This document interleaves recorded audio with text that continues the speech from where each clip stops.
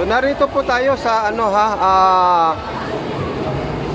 Philippine Normal University, mga kababayan, at kung saan makikita po natin yung karamihan ng mga estudyante na magkakaroon ng benepisyo na manggagaling sa ating super ate, walang iba kung hindi si Senadora Amy Marcos. Makarami guys, oh.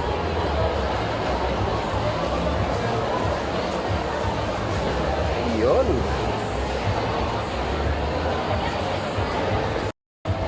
Keep those lovely Jesus going. Smile.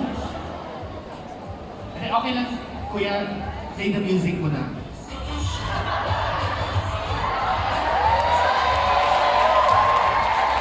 Si Vice Mayor. Ayan na po. Lumalabig na ang ating mga special guests this morning.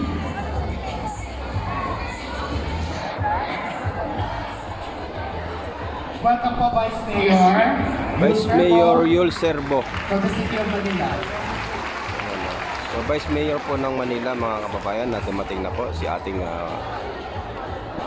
Vice Mayor ng Manila, Yul Serbo. So again, a reminder about distribution later. We'll provide you with more guidelines for doing that. They want to do it more efficiently, di ba? So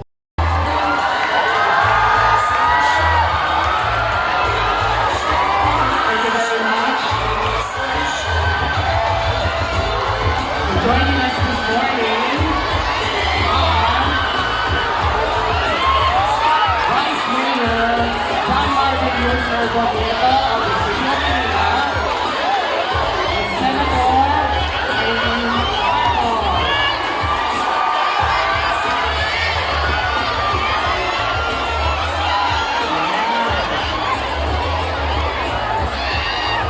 Again, we would like to say that this So pinagkaguluhan po ang ating Senadora, mga kababayan.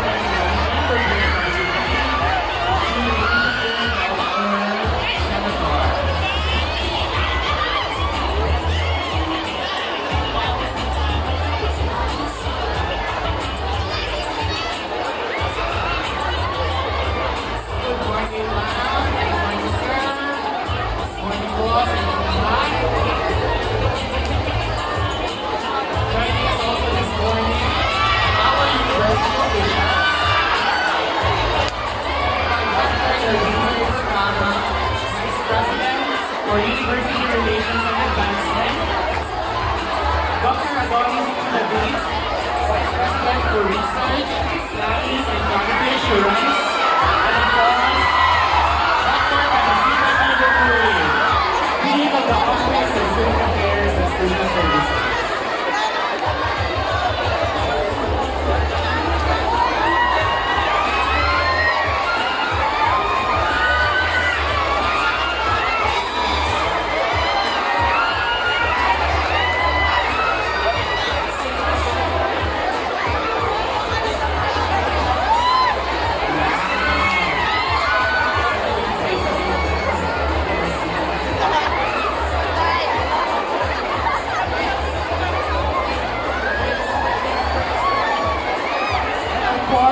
Joined by our representatives from the DSWD.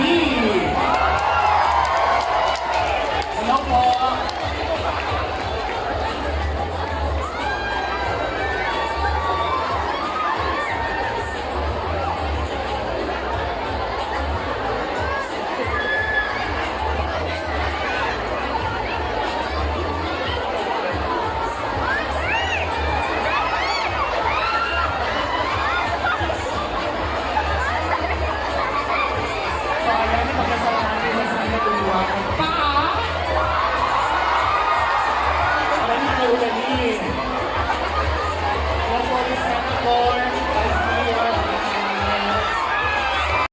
At ang inyong pong lola na si Doña Josepa ay nakapagtapos dito sa PNU na noon ay Philippine Normal School.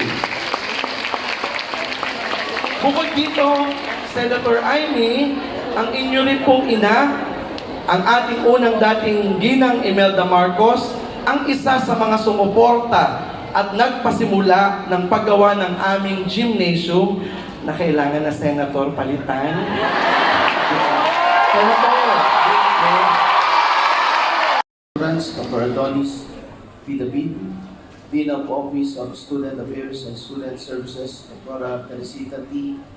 Wrongdoing, Department of Social Welfare, Assistance to Individuals in Crisis Situation.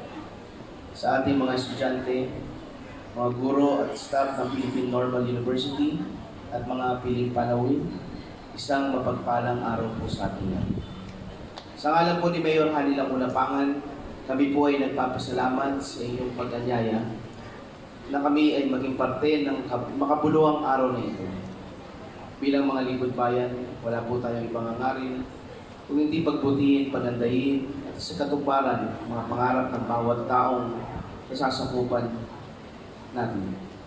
Anuman ang maging paraan, lalo na po itong mas pinagtibay ng ating kagustuhan na bigyan ng magandang kinabukasan ng mga kabataang Pilipino sa pamamagitan ng dekalidad na pag-aaral. Kami po sa lokal ng pamahalaan, Maynila, sa pangunguna ng ating punong lungsod na si Mayor Hanila Unapangan, ay kaisa ng nasyonal na pamahalaan sa misyong ito. Sa pangunguna ng Marcos Administration, mga nasyonal na ahensya, kasama ng mga masisipag nating mga mambabata sa Senado at ang ating mga congressman, ay may sakatuparan natin ngayon ang hangad natin mabigyan tulong pinansyal ang mga mag-aaral ng ating lungsod at mga batang Pilipino.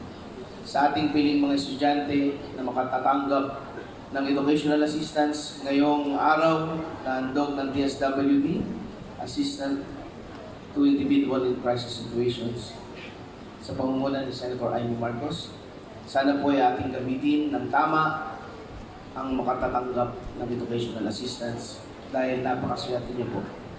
Napakarami pong estudyante na hindi po lahat mabibigyan. Pero kayo po yung mga